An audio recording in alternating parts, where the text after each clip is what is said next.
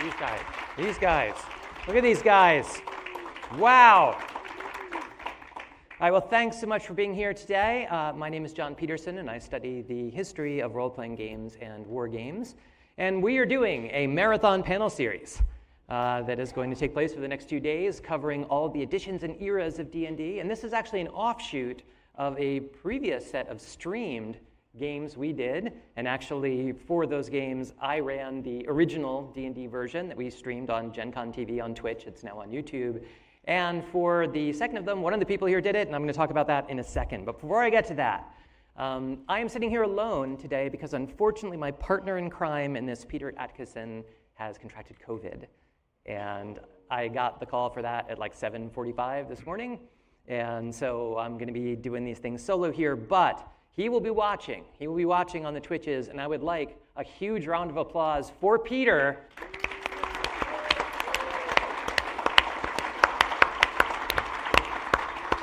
For having set all this up, made all this possible. Among the things he has made possible for this Gen Con, celebrating the 50th anniversary of Dungeons and Dragons. Woohoo! Here at Gen Con, he helped us put together a little museum that you can go visit. If you just kind of go up the escalators there and make a left and go over to the Weston Bridge, you kind of can't miss it. You'll be able to see all kinds of cool, rare documents and things like that for that. And I am so excited to be here today with two people that I know well, that I have talked to many times about the history of Dungeons and Dragons. I'm going to start with Mr. Alan Hammock. Mr. Alan Hammock came into TSR at the start of the advanced Dungeons and Dragons era, and that's what we're talking about here on this panel. It's kind of the first edition AD&D, what it was like, the roller coaster ride that resulted from the release of this, maybe some of the circumstances that led to that sudden precipitous increase in the profile of Dungeons and Dragons. Yep. Some of you may know Alan as having been associated with a certain module C2, the Ghost Tower of Inverness. But more than that, I mean, he was the manager of that little design team when he came in, and he was somebody who did a lot of work just getting design together in the early AD&D days there. And on my right here, our returning champion, looking buffer every time I see him. When I saw Luke yesterday, we were like in a hug. I'm like, don't crush me, man. Because like, this guy is really, really pumped these days. Obviously, Luke Gygax, son of Gary Gygax.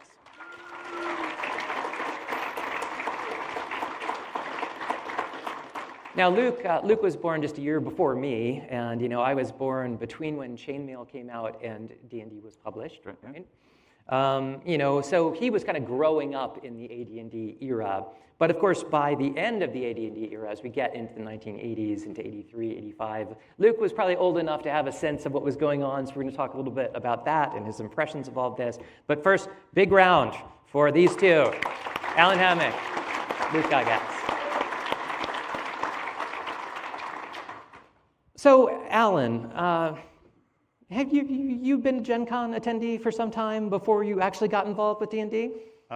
Yes, I went to Gen Con 9 back in Lake Geneva and had the pleasure of being the winner in my class of the champion mage at the AD&D Open. And one of the rewards for winning a tournament like that back in those days is that you could never play again. They had to make you a judge.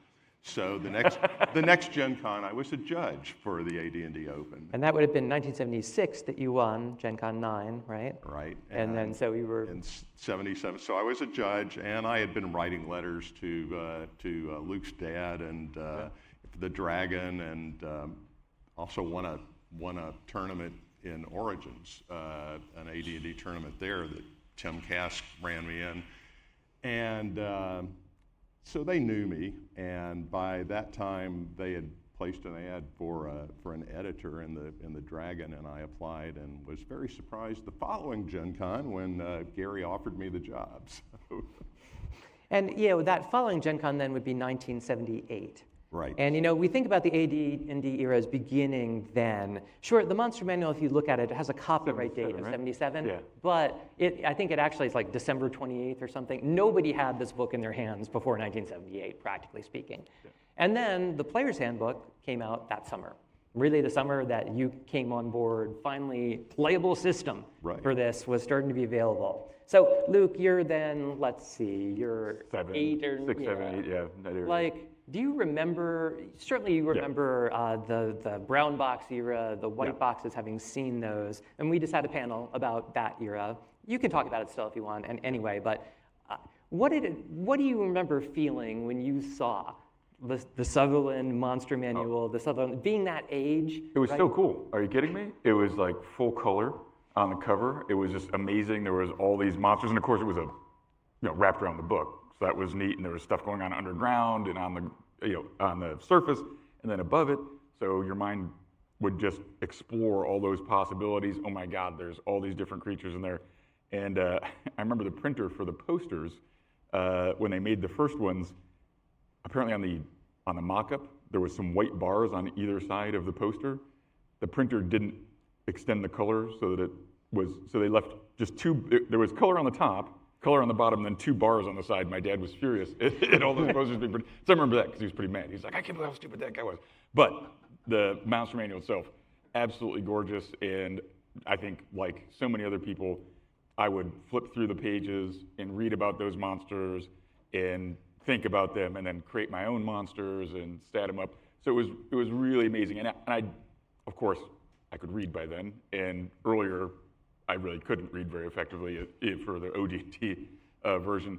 But just looking at those books now, they don't evoke the same sort of imagination because of the power of those illustrations, which I think really reached out and grabbed everyone.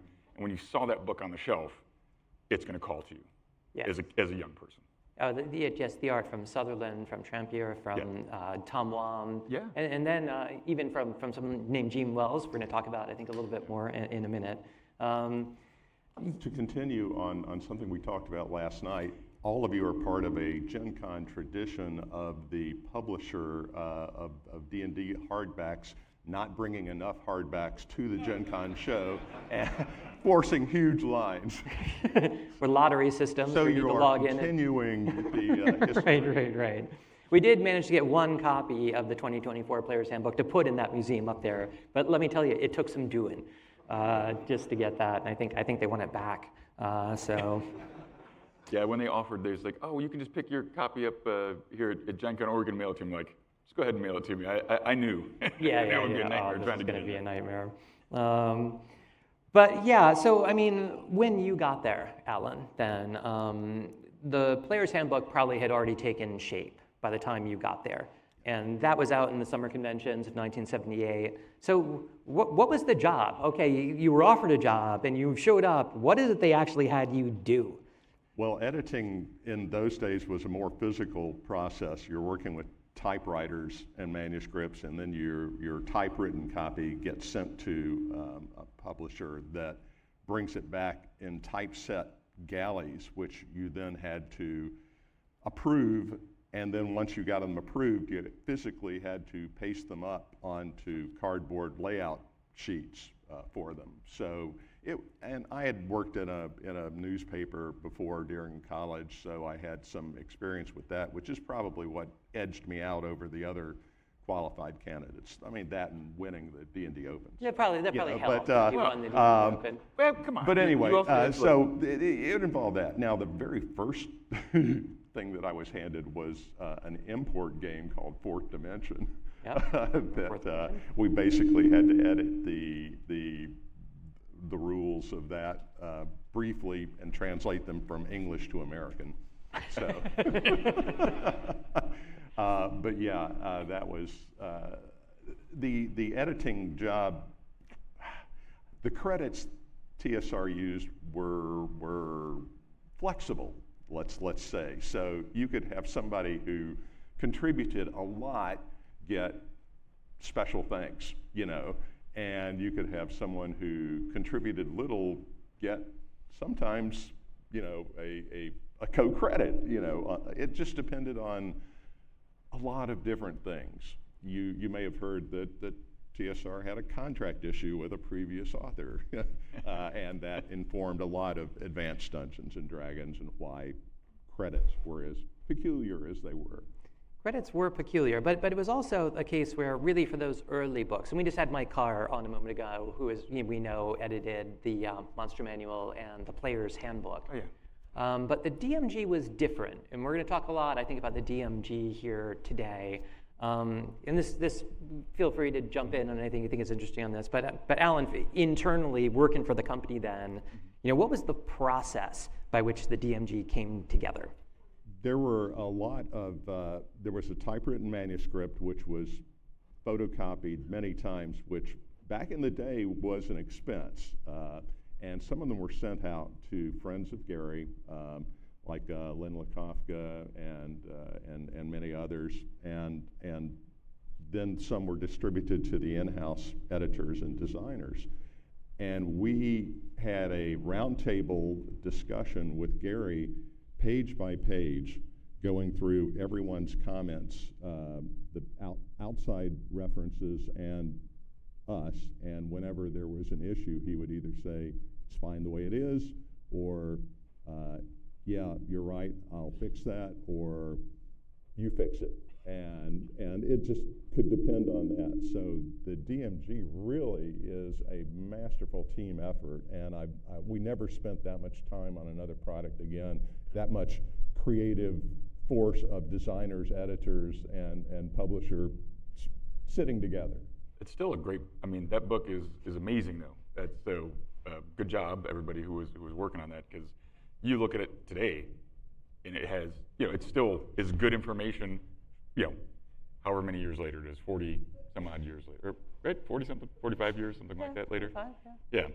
Exactly. That you can pick it up and it's still relevant, just a different rule system, but all the advice in there is still solid. And what do you remember about, was your dad like the most frazzled he'd ever been? Like in this time, or like what? No, I think he really enjoyed this part of it. Okay. It's going to be the business stuff. The business is what made him unhappy. He loved creating, and so getting to sit down and work with a team of creative people, and them to give him feedback on stuff and say yes, no, let's change it. That was probably a joy. Having to go figure out distribution and problems with logistics was probably horrible. That was probably like soul sucking for him. Whereas that's going to be feeding his his energy levels. Well, and this is indicative of the fact that it really was in 1979 that a design staff really started to assemble. This was the era when Lauren Schick came on board, and people like Jean Wells, who I mentioned earlier, who was the first woman who worked in design at TSR. And I wanted to ask you, Alan, in particular, there's a jokey thing that you can find in the Dragon magazines from this era, that there was this big dispute amongst the TSR staff over whether or not female dwarves had beards. Yeah. And Jean was the sole woman on the design team, and she insisted they did not, but the consensus otherwise was that they did. And eventually, well, why don't you tell a bit of, what was it like working in that room when there was a disagreement? And in particular, because people I think today are kind of really interested, what was it like when D&D was taking those first steps towards inclusivity and having different voices and perspectives around the table? This was still when we were quite compact, and when I say we were not just sharing an office. When I started, I was sharing a desk and a typewriter with another editor, Timothy Jones. So Jean worked in close proximity with us, and honestly, none of us really cared about the beard thing. We liked to get Jean to laugh, and we were pulling on her to get her to laugh, and she would always respond.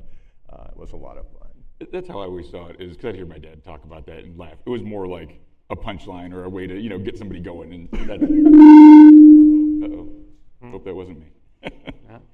Still working some bugs out of the sound here. But yeah, it was also a point where, when we think about the way that rules are shared today, like through things like Unearthed Arcana, not the 1985 book, but the thing that Wizards does today where they send out little blurbs of system in advance to playtest. The DMG is the first place I see like packets that went out, starting in March these packets went out to these people, and comments and feedback were coming back just incrementally throughout this. The integration of it seems to have been a tremendous challenge. Well, there was so many sources that we had to go back and pull from things that had been in Dragon and things that had been in the original D&D pamphlets, and try to reconcile ambiguities that obviously would crop up in the time. And that was the real thing. And one of the things that was hardest to work on that was a real innovation was the index in the Dungeon Master's Guide, which let people look things up fairly quickly. And we insisted on having that, and that was obviously, you have to wait until you get the typeset galleys to know what page something's going to be on before you can create the index. So it was a job. The thing was a godsend, though. Without the index, it would have been crazy. So yeah, that was necessary. Yeah, it was a big book, far larger than the previous two hardcover AD&D books had been. And when you think about it, it's kind of weird. The Monster Manual would have come out first, right? I think in the current order, it's coming out last. But there are various competition and market reasons why the things came out in the order that they did. But I like to try to tie everything we're going to talk about here about D&D in these panels to Gen Con a bit. And the DMG was a Gen Con release in 1979. Up in that D&D museum I mentioned, we have the program there. And if you have your programs for this year, we actually reproduced the internal advertisement for the availability of the DMG at Gen Con, and something like 12 copies a day would be signed by Gary Gygax and cover artist Dave Sutherland. Ooh. Right? That beautiful, he did the cover with the Ifrit on the cover of that, and the City of Brass on the back side. Yeah. And the book did pretty well.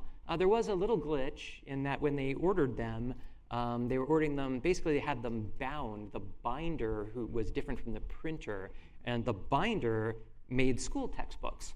And a lot of people have compared if you did the ruggedness of the original AD&D books to school textbooks because they were binded by them. But apparently of the 44,000 that they asked to be made, around half of them came back with some pages from the Monster Manual accidentally stuck into the middle of it because the binder didn't get it right.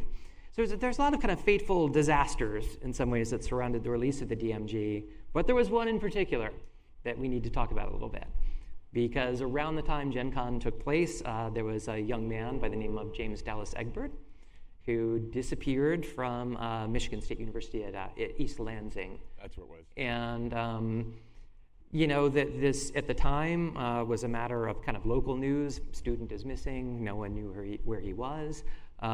This by September then had become a national story about his disappearance because it was blamed on Dungeons and Dragons, because people believed that James Dallas Eggbert had become lost in the steam tunnels beneath the university in East Lansing, having somehow decided that fantasy was real, and he was down in this dungeon that was the steam tunnels of this university, possibly lost, possibly dead, which created a very amazing moment for D&D. So Luke first, when did you first become aware of this situation? I heard my parents talking about it, and then it really led to such strange things as meeting Dr. Joyce Brothers at my house, because they brought Dr. Joyce Brothers, who was a famous psychologist, in to sort of do some damage control and talk about how D&D was actually a good thing and educational and this sort of stuff. So that was pretty cool. But yeah, I was young, so I didn't really get all of that. I believe, wasn't there some talk of maybe he was, it was a satanic cult that abducted him or something of that nature. A game-playing cult, and in fact, I can show you newspaper articles, and I believe we may have reproduced one in that little gatefold we did in the program this year that suggested he was at Gen Con. Now, it turned out he wasn't, but this was a hypothesis they were working on, that he had come here, and when you look at these sensational headlines, he was attending game-playing cults convention. So all of you are attending a game-playing cult. Yes, throw devil horns, throw them. Yes, we did win, by the way, yes. As the fact we're sitting here now amply demonstrates. But Alan, from your perspective, internally, I've read a story, Rose Estes, who is joining us here which is great. amazing. Rose Estes, she's going to be over on Matt Forbeck's panel series, having done a lot of the original Endless Quest books, but she had just joined, and she kind of fielded the first call from a reporter that's like, what does TSR think about the situation with the missing boy? And she's like, what? Boy? Because the way that this crazy hypothesis that D&D was responsible came together was solely outside of the Lake Geneva bubble. But Alan, walk us through how did you first hear about this? What did you think about it? What was it like inside the company? We got a call from one of the executives that said the FBI were going to be paying us a visit and asking us questions about a missing boy who may have been playing D&D in the Michigan steam tunnels, and all of the designers looked, who plays D&D in steam tunnels? What? It's a good question. But it turned, there was a map in his room that had some thumbtacks in it, and they wanted all of us to look at it and see if the thumbtacks made some kind of pattern that we recognized from a published module, and we all looked at it and said, nope. And that really was the extent of the staff's involvement with the investigation. We'd love to help you, but it doesn't look like anything related to Dungeons and Dragons. Yeah. So. It turned out it actually wasn't at all related to Dungeons and Dragons. And this was a big story though, and this was on the national news back when people used to watch. They would have this like nightly news show that you would turn this analog dial on your television set and watch Walter Cronkite or whoever. Yeah. This was after the Cronkite era, really. But this for about 10 days was a national news story until one day it turned out that James Dallas Eggbert had run away from home. Yeah. I mean, his story is tragic, and I don't mean to belittle it, but when he heard that there was this huge furor over his disappearance, he called home.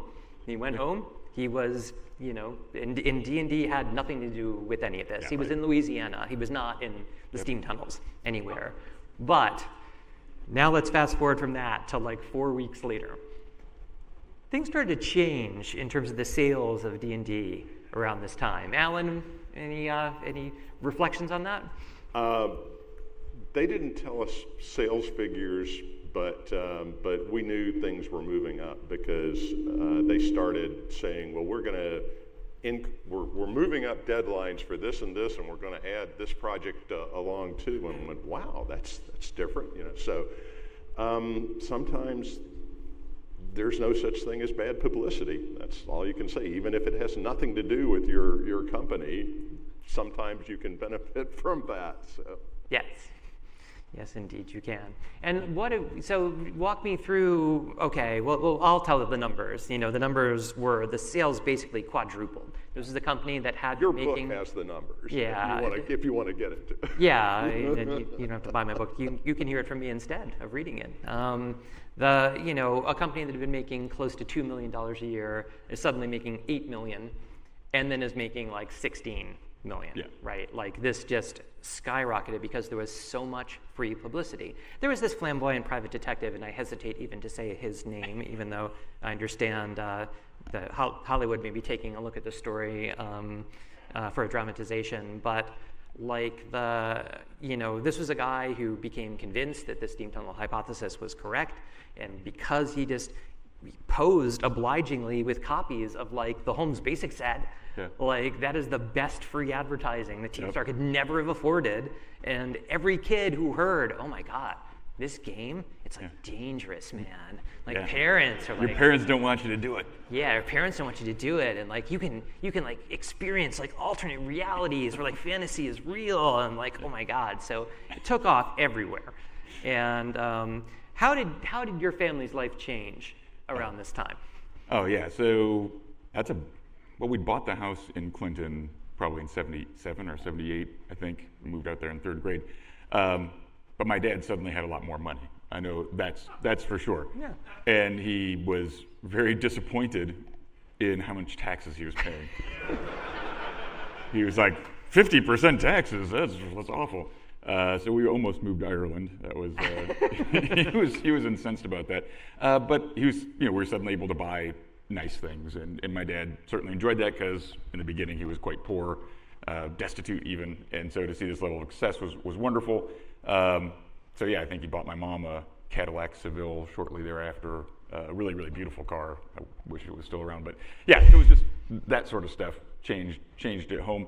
And he was traveling a lot more. He had to travel and be away, which was a bummer as a kid, because I enjoyed when he was home, especially working from home, that I could come back after school, sit in his office, and look at the monster manual, or if he was writing something, take the pages off, that he'd written, and look at it and see what was going on, and maybe hopefully play test some stuff or whatever. Yeah, I mean, I hate to press you for a story that I know you've told a few times before, but tell me about some of your experiences playing with your dad and what it would be like just when he was DMing and running for you. Yeah. I understand that you had some pretty dicey experiences with this. Are you talking about yes, so generally he was pretty nice, but maybe he was in a bad mood this day. I don't know what was going on. Maybe Ellen could give us an idea, but it was probably 1980 or something like that. That's what I'm guessing, maybe 79. But my sister Heidi and I pestered him to play some D&D, and so I had my character Otis, who was a 10th level ranger who'd gone through T1 and then into the Giant series and descended into the depths underneath and fought the Drow. And so I was like, great, let's go. And he's like, okay, sure, no problem. You've heard a rumor about this, a wizard, a very powerful wizard from many eons ago who has preserved his soul. It is now an undead threat, but there's great treasures there, but he's evil, he should be taken. I was like, oh yeah, that sounds great. Sararak. What's the worst that could happen? Yeah, right, yeah. There's some guy named a Sararak. I was like, yeah, okay, let's go. So he took me in the Tomb of Horrors at like 9 or 10 years old or something, like character. And, he was a great fighter, but maybe not the greatest figuring out puzzles and things like that. So I ended up going through one of the, spoiler alert, I went through one of the misty portals, and all of my equipment got teleported to the end. I just didn't know, it just disappeared. And I was naked, at the beginning of the cavern system. I wasn't going to leave all of my stuff that I'd worked so hard for. I was like, no way, I'm going back in there. So I continued exploring, foolishly, and crawled around some little tunnels and stuff and found a little 10 by 10 room with 3 levers. Of course, I pushed them up, which means the floor dropped down, and a 100-foot pit. So Otis fell down that 100-foot pit and survived because he had 114 hit points, I think, because I had an 18 constitution and rolled well. But I was naked at the bottom of a pit with no rope, no equipment, no way to do anything. So that's the last time I played that character. So it was very sad. I know. There may have been like some, I think there was like some pollen in the air or something like that, because I was definitely had some irritation in my eyes. And so my dad did relent, and he said, well, when you didn't come back after a few days, Morgan Kanan would scry for you and find you and save you. But I never played that character again. That was just to get me to stop crying because he killed my character. He must have felt bad. But yeah, the good news is I rolled up the next character, which was Melf, and I played Melf for a long time, and that was good. That was also good. Yeah. Thank you for making me relive that painful. Yeah, I know. I feel it's therapeutic. You mentioned Dr. Joyce Brothers. I just feel like I need to continue trying to get you to come to terms with the trauma you suffered. So Alan, I mean, talk to us then about, okay, Gary had a bit more money. TSR had a bit more money. And, the staff at the time, 1979, stood maybe under 30 people total worked for TSR. By the end of 1980, probably over 100. How did things start to change internally? And you can speak to the management that was there a bit and kind of who you interfaced with, but as suddenly this was everywhere, and now TSR had to deal with Random House to distribute its books, and so they were going to be in what is it, B. Dalton's and like all the books, KB Toy and Hobbies, which none of which exists anymore, but these were retailers that existed in the early 1980s. Like as things started to have to rise to that level of production and the expectations of kind of quality and things like that, how did things change internally? Well, the Random House deal changed everything because we were all of a sudden dealing in the big times with distributors, with people that expected us to have a a plan laid out a year and a half in advance of what the title names were going to be and what the covers were going to be, because that's the way it works in the book industry.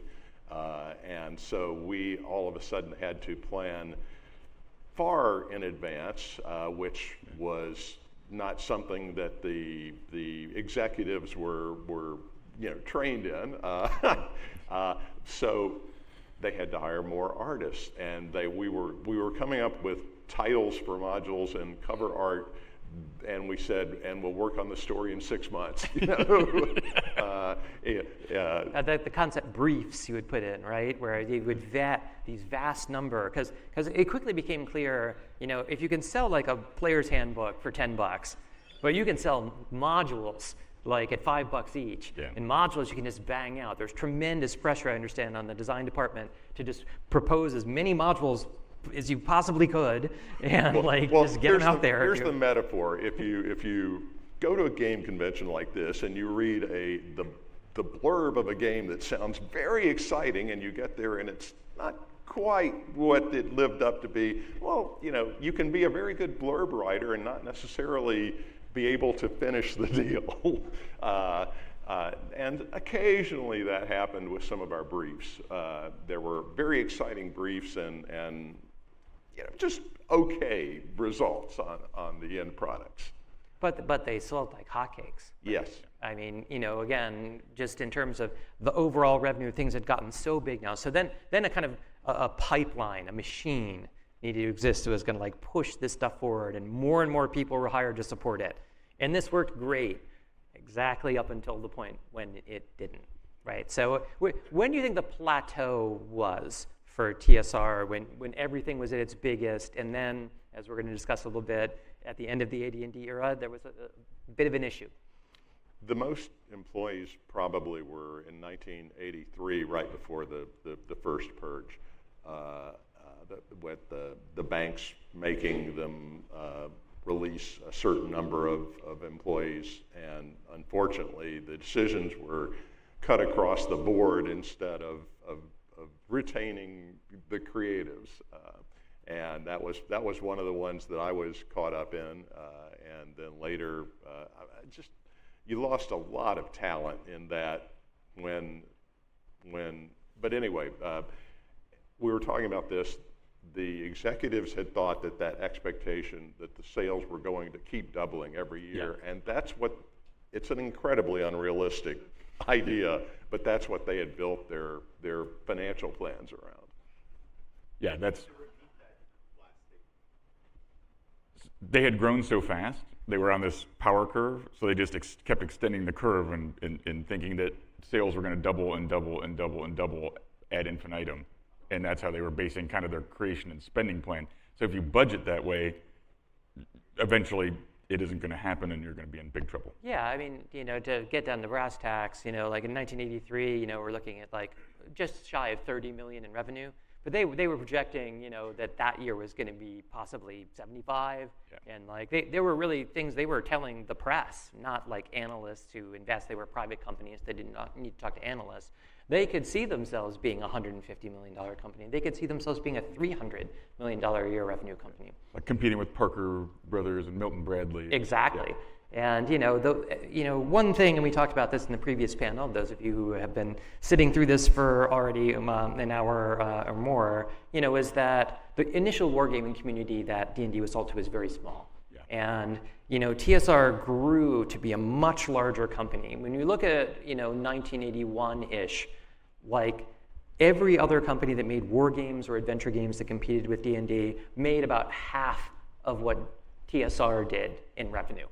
They dominated this industry, but it was a small industry, right? We're talking again about TSR made 20 million and everybody else combined made 10 million, right? And I think they did get too big for their britches pretty quick. Yeah. Hiring got crazy, maybe close to 400 on staff by 1983. Yeah.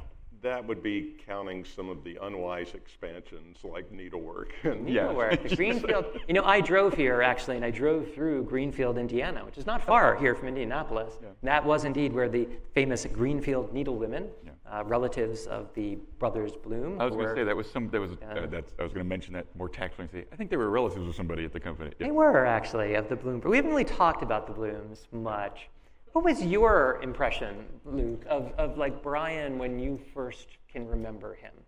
So Brian, I remember Brian and Kevin from 723 William Street, Yeah. and Brian just seemed like a nice guy. He'd like to play Boot Hill and wear cowboy hats and stuff, and was pretty cool. And my mom she always liked Brian and thought he was a nice young man because he would come over, and he was terribly allergic to cats, and we had tons of cats and dogs.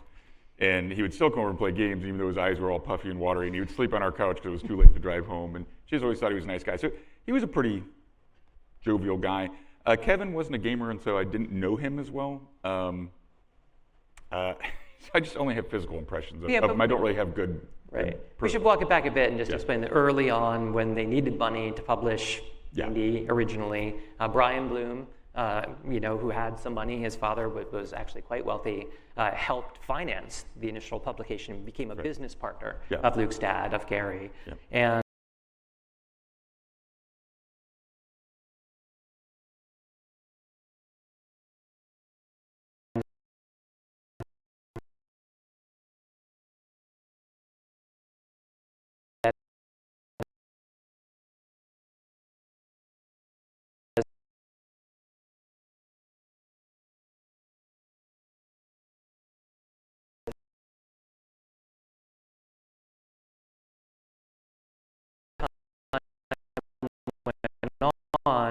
Brian's brother Kevin also became involved with the company at the end of 1976. Because didn't Melvin Bloom kick in some money originally with Don Kay and my dad, right? Wasn't that the case? And when Don passed and his wife That's his widow correct. wanted to get there, then they had to expand, and he's like, "Well, bring my brothers in, or my sons in," and that's how we got those. The legal shenanigans that it'll be involved. called What Not to Do. Yes, it will be.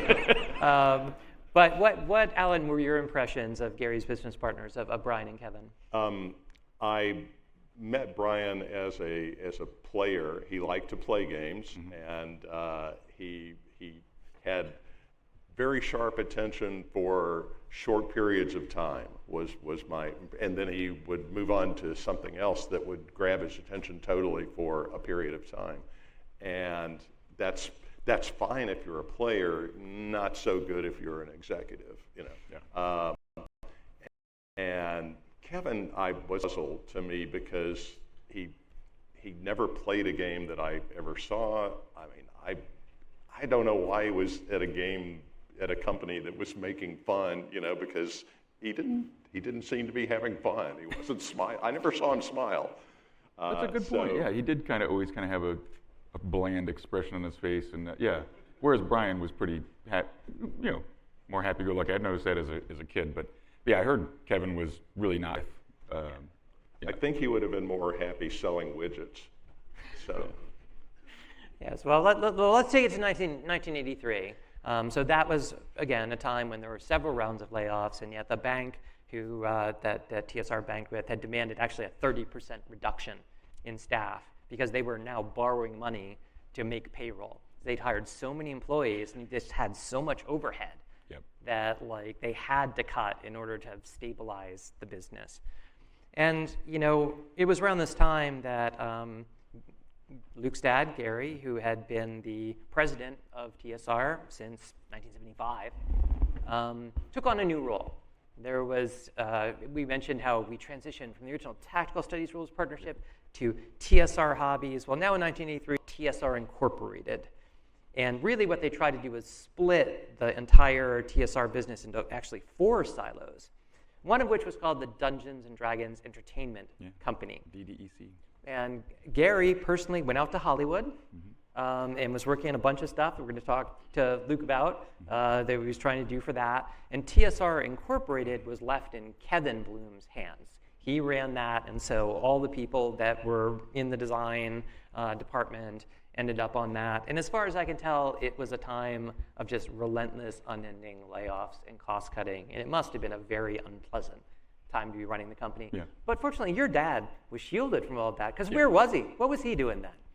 Yeah, he moved out to California to pursue entertainment. There was a beautiful home in Beverly Hills, actually, that the company rented that was the offices and living accommodations for my dad and myself and my brother Ernie.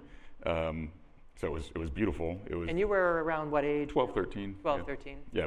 So it was beautiful. It was a 10-acre piece of land on top of Beverly Hills that overlooked Century City. You could see the ocean on a clear day. Had an Olympic-sized swimming pool. I mean, it was beautiful. And of course, there was all sorts of people coming up there to talk about, entertainment shows. So they were able to land the D&D cartoon, which was pretty cool. D&D cartoon? Yeah. Yeah? So that was really neat, especially, I got to see it, and when my dad was on there, executive producer, I'd clap every time, right? So that was pretty neat. But there was lots of other things going on. I think it was William Goldman, right? Not James Goldman. Who wrote the script? I've forgotten. James Goldman. So prior to even DDEC, for some time, my dad had been wanting to make a D&D movie. He thought that would be cool, and that it would do very well. So they paid $500,000, I believe, for a script, which is, I think $500,000 is a lot right now. In 1981 or 2, whenever they paid that, I mean, I was at $5 million or something. It's a lot of money. This was an Oscar-winning screenwriter who Yeah. had done The Lion in Winter, Yeah. And Gary would get into Dragon Magazine editorializing about how good. He made a lot of promises. Yeah, yeah. He was very enthusiastic, but so he was out there, and Hollywood is a place where it is very hard to navigate. It is really about personalities and having the right connections and the right people on board, and everyone is mercurial about how awesome it's going to be, and it's all hot air, right? Right people pulling the right strings to get something moved along. It doesn't happen. You'll get a lot of platitudes, which I think is what my dad, being unexperienced in that field, ran into, right? So he spun his wheels a lot. But there was things like a D&D game show idea that I helped play test that was a lot of fun. I got to meet like Don Cornelius and Bill Bixby, which was really neat. So Bill Bixby was your role model. Yeah, exactly. You can tell my wife when I get mad, I turn into the Hulk. It's true. But what a wonderful place. I mean, there was a lot of people in and out. Of course, there was a lot of stress, though. My dad was constantly having to go back to Wisconsin. I'm sure it was absolutely awful to be working in that environment. Horrendous. When I started, Gary's office was literally 5 steps down the hall from me. We were all in one house, and the further that we expanded into bigger buildings and separate buildings, and the farther Gary got away, the less fun it became for all of us. Yeah. Because TSR wasn't paying the designers a lot. I mean, we kept getting notices from Wisconsin about how we were at the poverty level, Wow. And but it was fun. It was our hobby as well. That's why we did it. That's why we're willing to work at low wages to make our hobby better and to have fun and to shape D&D like the way we did with Dungeon Master's Guide. Yeah. I still have my first, by the way, the binding was very good. I've still got my copy of Dungeon Master's first edition. It was worth that. I know my dad really wanted a book that would last. It'd be high quality. That you're going to pay a lot of money for. Because was it 15 bucks? 15 bucks. That was big money. But when Gary got out to California, it was okay. He was our champion of the 3 directors and the designer's champion, and so that was less fun. Yeah. Yes. And the impression I got is that essentially he was butting heads with the other 2 guys, and they more or less, and in his personal life, just to give you an idea, he was going through a terrible divorce with my mom. They'd known each other since they were kids. He literally got married at 19. So a very contentious and hard divorce, was very stressful. So I bet getting some physical distance was probably not a bad thing for him personally. But I think he was kind of exiled out there, like, hey, you're causing too many, this isn't working, and we kind of outnumber you and outvote you, so go do that thing. That's what you want to do anyway. And I don't think it turned out well for the company. Yeah. Yeah, I also don't think it turned out well for the company because, of course, we're now getting to the point where it is a lovely ranch, the King Vidor ranch he was renting. Beautiful, yeah. It was a little expensive. It was $10,000 a month. It turned out they were shaving vast swaths of employees off. They got down from that 400 number to, by the beginning of 1985, down to less than 100, right? Where they were making these radical cost cuts. And as a part of that whole bank negotiation process, the bank insisted on the injection of additional management experience, right? Including independent directors, and this gets into business speak, but just think about it like really the company was just run by Gary and Brian and Kevin. And the bank said, actually, we have some successful businessmen who are local, and these guys are going to come in. This guy's a lawyer. This guy runs this company, and they're going to help stabilize this. And Gary did not get along well with them. I can see that. Yeah, and and some of the extravagance, right, of what was going on in LA, and we don't need to get into purient details of what some of the rumors are about that here, but it was certainly, they were aware of it, and something was in the works. So maybe Luke, you can walk us through a little bit of, while he's out there in Hollywood chasing these opportunities, Gary makes the acquaintance of a gentleman named Flint Dilley. Oh, yeah. Tell me a little about Flint, collection of Flint, when you first met him. Well, Flint was a much older guy because he was probably 24 or 5, right? And he was writing the Sagard books with my dad, so he would be out in the barn, which is where it was really a renovated but small barn where the writing studio was. And he'd be out there banging away, and after school, I'd come out there and chat and, oh, what are you doing here? And we'd talk about the story and the book and all that sort of stuff.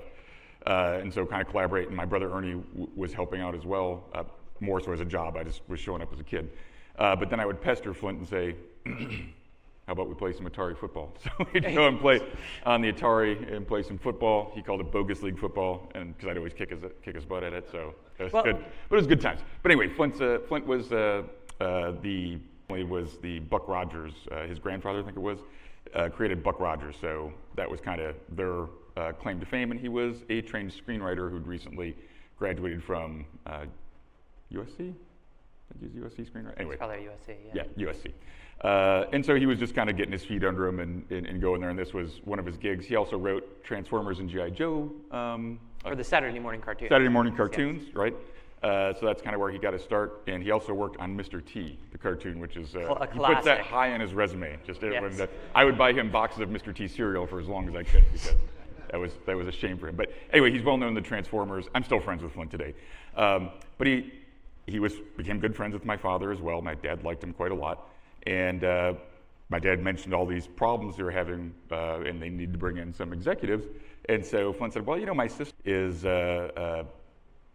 Trained. I think she was an MBA or whatever. She was an executive, and she's between positions right now. If you want me to introduce you, I will. And so they met, and my dad hired Lorraine to come in and help straighten out the company.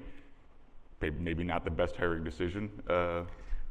As a VP of operations, who was going to come in, and she also, because of the Dilley Family Trust, which she was basically the executor of, correct. She had a lot of experience with licensing and IP, as we would say today, right? Yep. She knew how to monetize the Buck Rogers IP, and so she kind of came in with a funding mandate, because TSR was in such a cash crunch at this point. They desperately needed, money they were not borrowing from the bank anymore to pay people and be able to continue printing games and so on.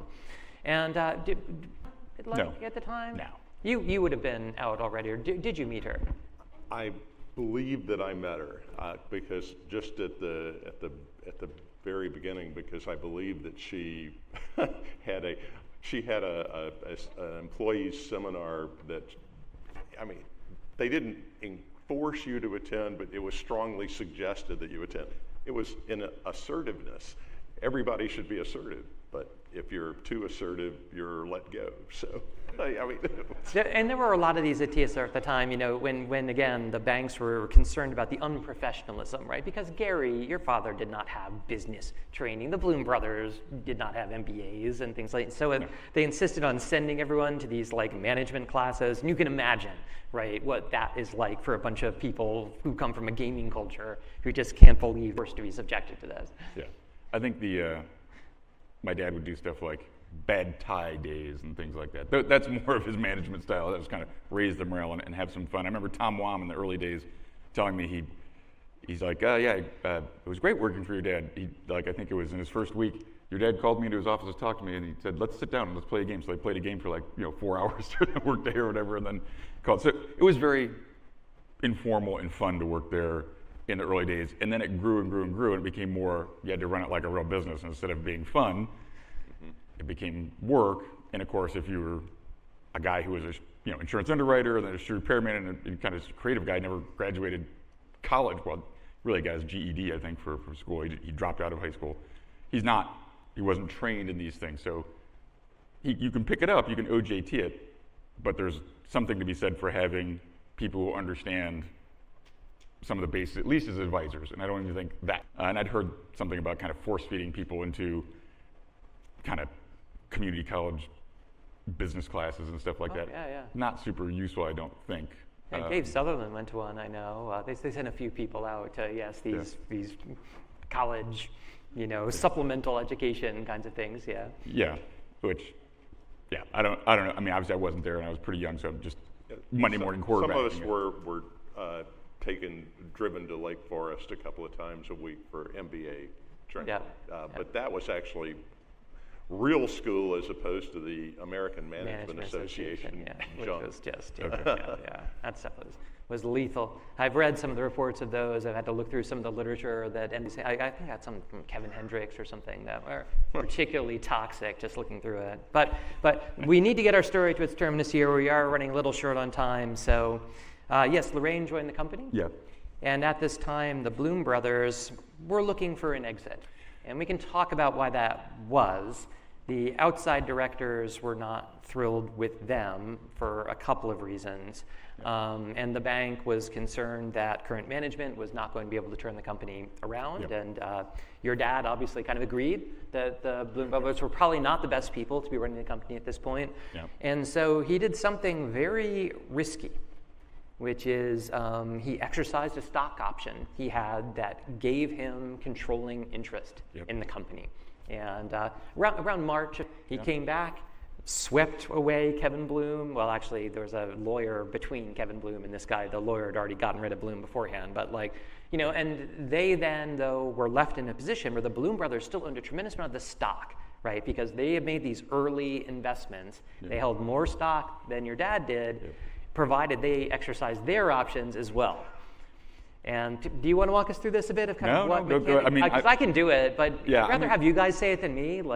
Well, again, my dad wasn't reading me into the business stuff too much at this point. But my understanding is, as you said, he did that. Essentially, he felt, I've got to do something. The company's on fire. It's a flaming airplane, heading into the ground.